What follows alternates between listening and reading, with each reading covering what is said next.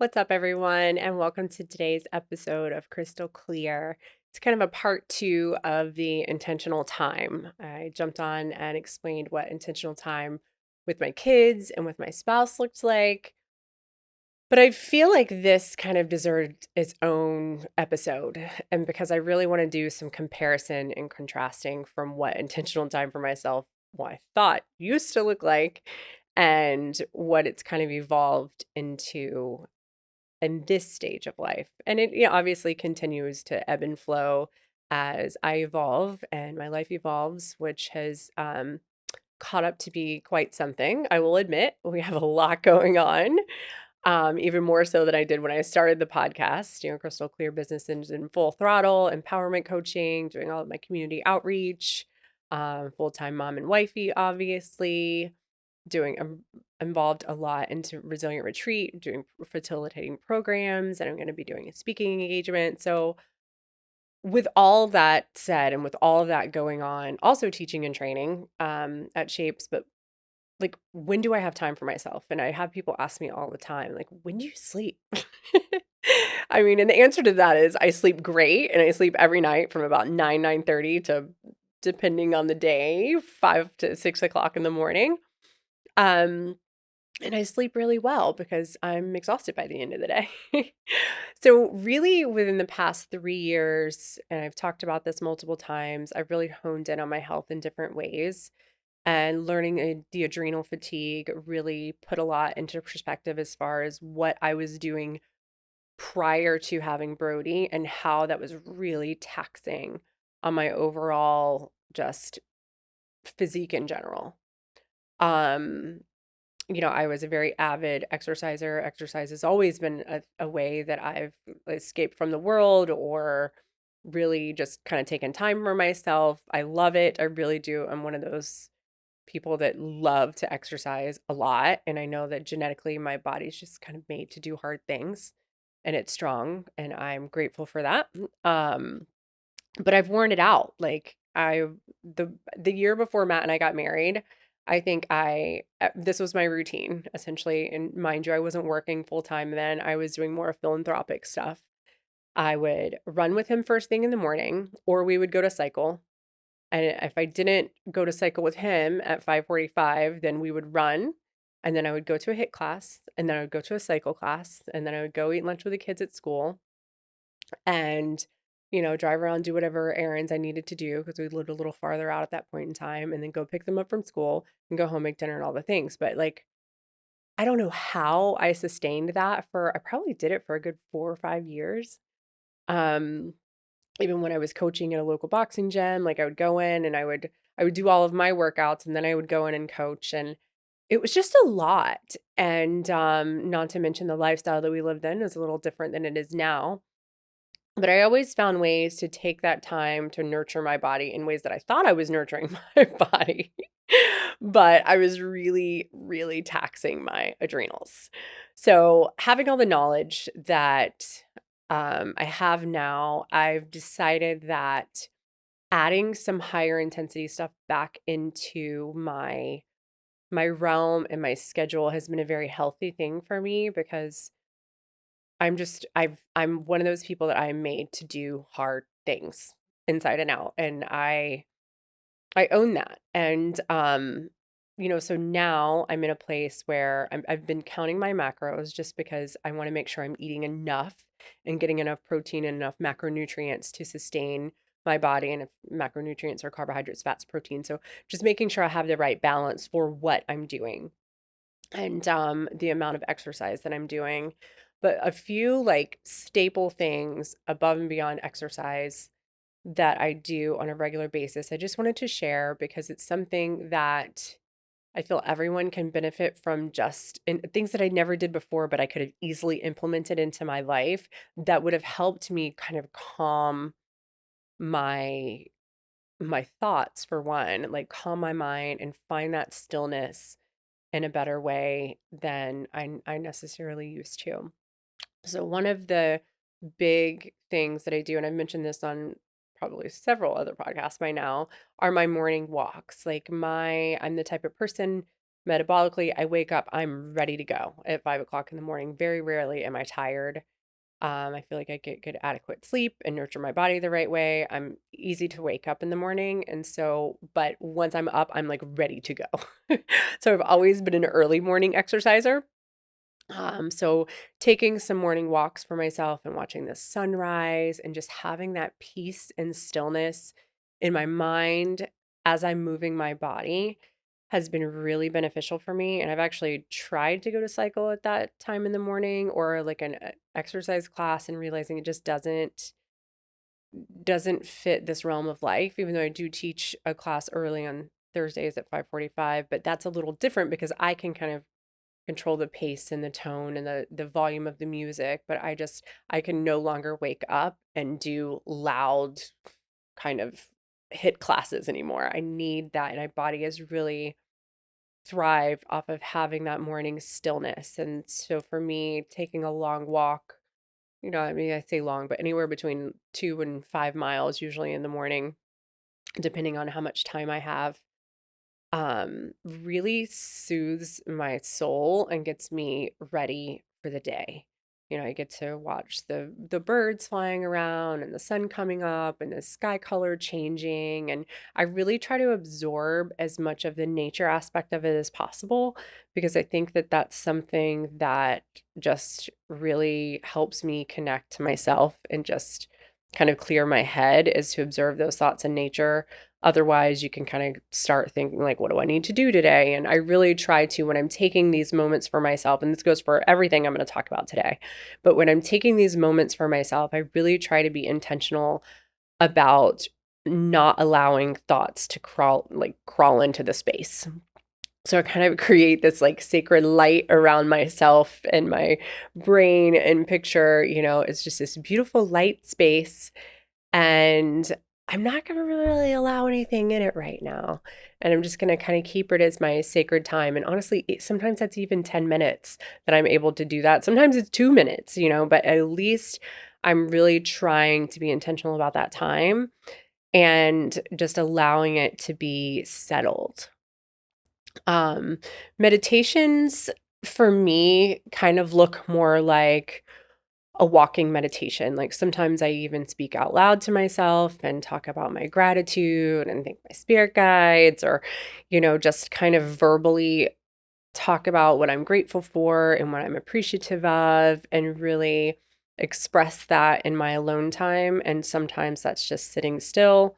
I created a cute little a little meditation space in my bedroom.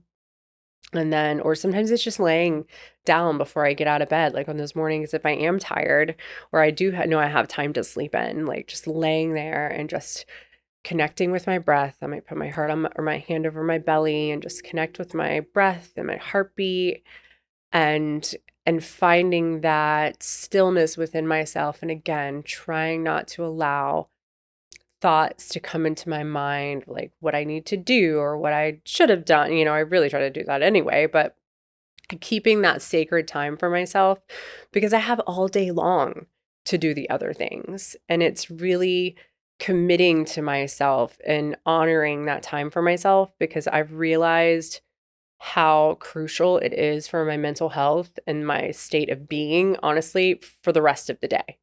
And it kind of sets me up.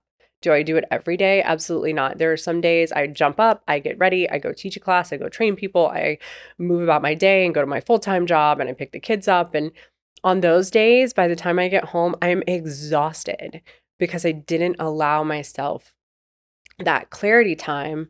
But on the busy days, kind of how I get that clarity is honestly quiet car rides. When I drop the kids off, because Tatum likes to listen to music in the car on the way to school. Brody doesn't really. So if it's just me and him, we have our quiet car ride. Sometimes we converse back and forth, but it's just cool to watch him, looking out the window, but without music, without podcasts, just having that quiet time for myself. Even though I'm driving and I'm physically doing something, my mind's not constantly having something going in and out and back and forth. And sometimes in my car, it's like my office because I'm in it so much. So I have to make phone calls or whatnot. But I really try to, if I can afford to do it, not make those multitasking events, because I find when I do have the days where I'm making the phone calls or checking emails at stop signs, which you're not really supposed to do, but sometimes we're all guilty of that, I find that I'm more kind of short with myself and I don't have the level of grace and compassion in my day that I would have if I just allowed myself to have that stillness. Sure, I may have some more emails to catch up on when I get home, but guess what? Like, it's okay. And I think that that's a big part of our society right now is we're such instant gratification. Like, oh, I have to get back to this person here. I have to get back. No, you don't. You really don't. And if you are surrounded by people who expect that intense, like immediate response, then maybe they're not your people. Or maybe you should just explain to them, like, hey, I have a long commute. I'm not, I'm making a vow to myself to not really be on technology in my car, and I've found that if I don't apologize for it, I just explain it, people get it and they appreciate it. And honestly, most of the time they're like, wow, I need to start doing that too. And that's been something that's been really helpful for me because we all can feed into that sometimes of, oh, I need to respond to this or I need to respond to that. And sure, there's things that you need to get back to immediately, but like there's something for an old school phone call and leave a message like, hey, I hear you. I see what you need. I will get back to you in such and such time frame when I get the time and space to do that. And I found that that's been really helpful for me. That way it's not left open-ended. It's been addressed, it's been acknowledged, and then you allow yourself that flexibility and follow through time. Um, so that's been a big thing of not checking technology on the fly, or if I'm having conversations with the kids and my phone buzzes, like just leaving it there and giving them that time, or myself. Like if I'm committing to my quiet time and I do not disturb my phone, because guess what? That's a commitment. And the more we can stick to our commitments to ourselves and not let ourselves down, the less likely we're going to be able to do that for other people in our lives. And that's been something that's been very helpful for me is realizing like most people don't care and they understand. But until we practice that self compassion, we're not going to give anyone else the opportunity to have compassion for us. And we're going to keep kind of that realm of quick fix communication and instant gratification. And I think that there is something really to slowing down for yourself because it allows you to think through. If you read an email, for example, and you have an immediate thought about it, like sometimes that's not the best time to respond anyway, because maybe if you put a little bit more thought into it, your response might be a little bit more intentional and well-rounded than if you give that immediate response. And that's just something I've been personally trying to practice more, which actually shows. I did a life language test the other day, and I've always been an influencer, mover, responder. And if you've never heard of life languages, it's really awesome. Highly recommend you look it up. Bells has been doing we've trained some of our HR people on life languages, and we're starting to implement that more at work, but it really helps you understand what kind of personality type you are. But my contemplator went up, and contemplator is the part of you that has to think things through and use discernment in conversations. And it was really interesting to see that that has gone up since I've started doing the podcast. Honestly, I did the life languages in April and I was a very high responder, influencer, mover, and now I just took it last week and I'm a very high influencer, mover, responder, which is interesting because a couple of those flipped around, and those have always been my three top. In the past 10 years I've been taking this, but they've kind of flip-flopped in the various roles of life. And it just goes to show like I'm putting myself out there more, but I am moving and I'm getting more things done, and my response is a little bit lower because I've been doing more with the influence. And so anyway, kind of on a rant there, but that has been really interesting because I've been contemplating more and really thinking through things more, and I really owe it to that time that I'm giving myself of not replying instantly and thinking things through and maybe thinking of all different aspects of what it is that I need to address. One of the big things that I've practiced and that I really try to express a lot in my coaching, for I've done it for myself, and I've had my clients do it, my friends do it. I've done it in retreats. There's some fun things like writing fuck you letters. Not necessarily to yourself, but you can do it to yourself. But to like if you have any pent up, say, someone bothered you in traffic and you find that you react to it. It's like it usually has nothing to do with that person in traffic, and it has something to do with like something bottled up in your body and your emotions, but it's a form of like emotional release. Or like, your parents or your spouse or your in-laws or whoever it may be, that you have kind of stuff built up that, things you want to say, but you don't really say because you just want to save face. And let's face it, we all have those things that we want to address, but you just can't fully put it all out there because it might cause um so that's been a really fun practice, but I always like to follow those letters up with gratitude letters. So I really take time in my journaling. It's one of my big practices that I do for myself daily, whether it's just to jot down my thoughts throughout my day or to dive deeper on different topics and things like that. But I found it something super healing in my journey.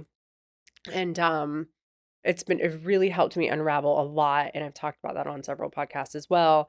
But I always like to follow up the FU letters with some gratitude letters. So like F you for this, this, and this, and I felt this way when you said this, and blah blah blah blah. But it just gets it out and kind of cleans the slate. And with the gratitude letters are like, but I'm so grateful for that insight because I never knew that I had emotional wounds that were related to that topic. Or, you made me realize that I had, a part of a wound that wasn't quite healed yet, or something that I was able to think back on and reflect back on and really process through. And I found that the gratitude letters are very helpful, and it doesn't always have to go hand in hand. You don't always have to write FU, you don't always have to write gratitude, but either or. But I always find that it's great to balance those, or even just doing a daily gratitude practice. Like I said, I do that in the morning on my walks or on my drives or with the kids in my journal. But I found that doing that every day really does help.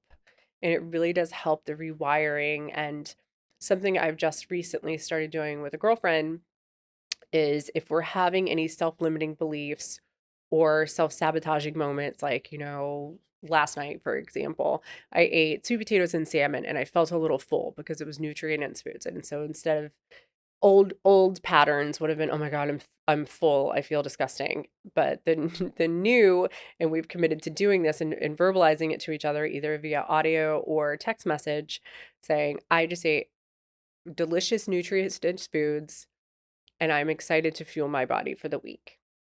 So really changing those narratives and prioritizing our thoughts to be more positive and on the positive realm rather than the, old, and breaking the old patterns essentially. Like, oh, these jeans are too tight, blah, blah, blah. It's like, wow, I've really been exercising a lot and I'm gaining more muscle. So I think I'm going to wear a different pair of jeans today. So different ways that you can kind of change things like that up really help. And like, I like to, I'll either jot it down or like I said, I have an accountability buddy with this and we're going to do it for each other because we kind of struggle with the same things. So getting more to what the intentional time, like my me time, what do I like to do for me in this stage of life? So some of my favorite go-tos, love to be out in nature, like I said, preferably barefoot, listening to birds, listening to fountains, just getting fresh air, watching the sunrise, watching the sunset, all of that just brings me joy. Going to the beach, go to the mountains, whatever ways I can get out in nature, even if it's for a few minutes, is really key for me. I enjoy a great sound bath or sound healing experience. Matt and I go to the Om shop quite a bit, and we'll do a couple of sound baths where we kind of do the shamanic. It's almost like a guided meditation with different sound therapies and different instruments, and it's really awesome. I go for a few different places for that. Actually, I've recently started doing more breath work, which I have found really enlightening, to be honest. Like getting the oxygen into your brain and doing it rhythmically, which I feel like from teaching group exercise for so many years, I really get into the rhythm of it because sometimes they coach you. I go to a place called Kinshow down in Sarasota. But there are things you can find breath work exercises on YouTube, and you can make up your own. I make up my own a lot actually now. Even on my walks in the morning or like first thing before I wake up. I find that really energizing. Like it really is almost like a workout. Um, and that's been really great. I treat myself to acupuncture at least once, twice a week. That's been part of my hormone balancing, just overall health journey is making sure I studied Chinese medicine a bit when I was in school, but I always was fascinated by qi and energy and how it flows through the body. And um, acupuncture was something that was always really fascinating to me. And I have an amazing doctor who's been on my podcast before, Dr. Stephanie McKay.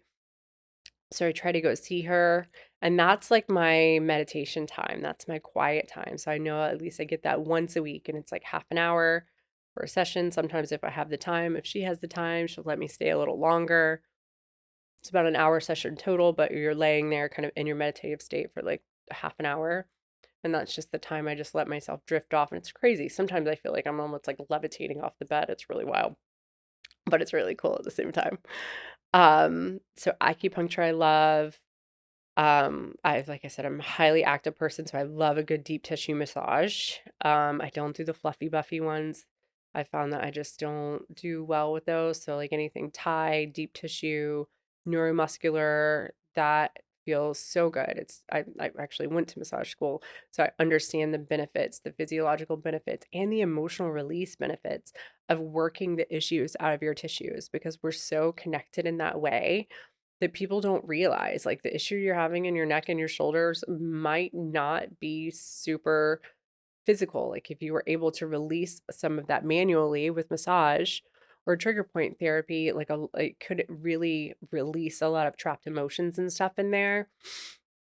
Not for everyone, but it's something that I truly believe to be true because I felt the difference in all of it. So I really try to get massages like, biweekly at least. And it doesn't necessarily have to be going and getting massage. You could do foam rolling at your house. You could do stretching. You could, get some massage tools and do it for yourself. Your neck, your shoulders, your hips, all of that really, you hold a lot of old stuff in those areas. Your feet, reflexology is really great. You could even YouTube videos on reflexology and look some of that stuff up. But all of that I have found to be super helpful in just revitalizing my entire spirit, my mind, body, and soul, just overall releasing. And that kind of leads into the energy work, and it's not, again, like I've mentioned before, I'm very open to all things. So I go and get Reiki. I've done integrated energy therapy. So it's like releasing through IET. The Om Shop has a really great facilitator, Donna, that does that. But I've various types of energy work that I've found to be very impactful as well. It kind of puts you in a place and gives you that permission to just release it. And I think that you kind of have to build up to get to a place to do that. But it's something that I have found really valuable in my journey is just making time for myself to give myself permission to just release it. Like, for example, I went after like November kicked my ass. I'm not gonna lie. We had back to back to back to back stuff, like where, events and presentations and meetings and holiday and hosting. And to be honest, like we got to Thanksgiving and I canceled hosting Thanksgiving. And I'm all right with that. I was honest with myself, and 3 years ago, 4 years ago, Crystal would have never even thought to do something of the sort. But I got home from the Pink concert. We had a big meeting the next day and a big family dinner the next night. And I'm like, we're going to see all these people on Tuesday. Why don't we just, because, Matt started his own podcast and his own stuff going on top of his CEO job. So we didn't see each other a lot in November. He's really working and doing his thing. And I was working and spending time with the kids. And so I was like, I just kind of want an intentional Thanksgiving. So I canceled hosting and I didn't apologize for it. I just said, thank you for understanding that we need the space and time. And we took it. And that was so empowering and so freeing. So, really practicing ownership and being honest with myself is probably the best gift I've given myself permission to do this year for myself. And I feel like 2024 is going to bring in a lot more of that because we just have a lot more going on now, especially between the two of us, Matt and I. We just really have to set more boundaries on what more we have the capacity to take on and what deserves our time and attention more. And right now it's really the priority stuff, like responsibilities and our kids. And there's not really a lot of room for fluff right now, and that's okay. But I'm being honest with myself about that because I could add all the fluffy stuff, but if I added all the fluffy stuff, it wouldn't give me that time for my intentional time for myself. So, something I have dabbled a little bit more into recently, and I have a really awesome lady that does it, is mediumship, Akashic Records readings, some psychic readings, which I always find very fascinating. You kind of take it with a grain of salt. But, I've had a lot of loved ones that have passed away, so I've always been very intrigued. Nadine is my go-to person for this. And I also Don at the Yom Shop for his shamanic stuff and palmistry. But I would just always find it kind of fascinating. And she did a reading for Matt and I on 11/11, which was really cool and it had a lot of really great points. And I'm going to have her on the show coming up because I'm excited for her to kind of share her spiritual gifts. And as someone who has always kind of known that I have a little almost like sixth sense and some prophetic gifts of my own, I really just appreciate that about people, even though I know it's not for everyone and believe what you want to believe, don't want to offend anyone. Again, it's just my personal experience with it that I just enjoy that. I enjoy understanding other people's gifts and talents and kind of opening myself up to the possibility of, what else is out there. Obviously, reading and listening to podcasts or books or just taking that time. And I'll be honest, I probably have like 5 books stacked on my nightstand and I haven't touched them in like 2 months because by the time I get in the bed at night, I don't feel like reading or looking at anything. I really try not to look at any technology in the bed, except for first thing when I wake up, I have to check my phone or whatever to see what time it is. But oh, excuse me, it's nap time.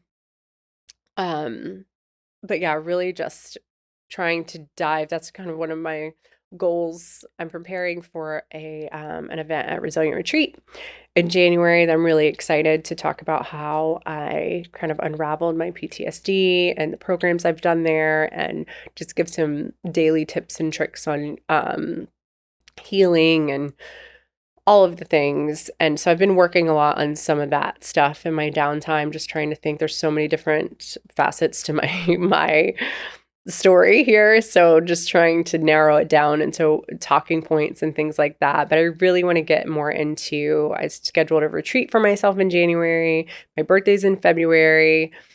Just taking more time to read and settle. And journaling a little bit more and maybe writing. It's in my repertoire to write a book. I really am looking forward to that. And I think it'll just kind of happen probably more like journal style, to be honest, because I've journaled so much and had so many great, insightful, deep dive moments and some that are a little bit more superficial, just awakening aha moments. But I write it all down. So I'm intrigued to really 2024 kind of wrap my head around how I would want to format that and get that started. So that's something I'm looking forward to shifting in my me time, is just taking that time to be intentional about my short and long-term goals. So essentially, that's what me time and intentional time means to me. It's like, what is important to me right now? And for me, that's stillness and clarity. It's a personal awareness and accountability. It's health and fitness. It's connection with my loved ones. It's remaining to be compassionate and just leading with my heart and not being in my mind. So when I refer to intentional time or me time, I'm referring to doing things that align with those kind of values for myself. And, that looks different every day. Yesterday, I was teaching a class and taking a long walk and going to the park and, nurturing my body with good food. Today, it was a shorter walk this morning and a little powwow with my vibe tribe at breakfast, and just things that lift my spirit and keep me motivated for the next steps, but also keeping me present so I'm not always thinking about going forward or going back. Or one thing that I used to do all the time that I really try not to do at all now are the shoulds. Like shoulda, woulda, coulda. Like I should have done this or I could have done that, or no, like F that. No more of that. It's okay, well, I didn't do it that way. So what are we going to do about it now? Or just owning the fact that, okay, I could have done that a little differently, but not coulda-ing about it. Like just owning it, like, oh, okay, I see where I could have done something different there, but not going back in a way of shaming yourself or guilting yourself, of just learning your lesson and moving forward. And I think we all have those moments in life. And I know I've definitely been in places where I've done that to almost the death of me. Like I was infamous for planning the next vacation when we were on the way home from that vacation. Like I wanted, like I craved. I think that's part of like the unhealed pattern of wanting, craving, attachment. Like I was attached to a feeling that I had, so I wanted to come back again. Or like shopping. Like what did my me time look like a few years ago? It was going and having drinks with my girlfriends. It was going shopping. It was, still exercising, but to a different level. And normally exercising because I had had drinks or because I had exercised. And it was just very different and not as clear and intentional as it is now. So whatever that looks like for you guys, I really encourage maybe writing some things down. Like, what do you feel like are 3 points or 3 things in your life that you want to accomplish, or that you value, or that, goals that you want to meet? And then what can you do to take steps forward? For example, I wanted to unravel my PTSD symptoms and stop cycling in my head. So I took time for stillness and meditation and decided to do talk therapy so I could process through things with someone. And it doesn't have to be something that extreme, obviously. It could be, you want to have a better balance with your eating habits. So maybe that's preparing your food ahead of time, or hiring a coach, or researching things that would be better for your activity level and exercise, or whatever it is that your goals may be. It could be to be some sort of entrepreneur and take on a new project. Okay, well, what are 3 things you can do today that will help you get to that point? Maybe it's trying something new. Maybe it's getting out of your comfort zone and reaching out to someone that already does that and understanding more of what it takes. That's what I did with podcasting. I reached out to my friend Cameo and was like, hey, I think I want a podcast. Show me how you're doing it. And she went and she showed it all to me. And I was like, whoa, that's a lot. But I was able to be honest with myself, and then found this awesome studio to film my podcast in. And it all worked out perfectly. I was able to do what I wanted to do, but I did the research for me to get there. So just a little personal challenge for yourself. What does your intentional time for yourself look like now? And what do you want it to look like? What would you prefer that it looks like? And yeah, I would love to hear from you. So if you listen to this and you end up doing the exercise, please reach out. Let me know like how it was for you, how it felt for you. If you want to share any insight on that. And these are the kind of things that I'm going to be talking about in my chat in January at Resilient Retreat. So thank you for joining me today. And I appreciate your time with listening to my intentional time. And have a great day.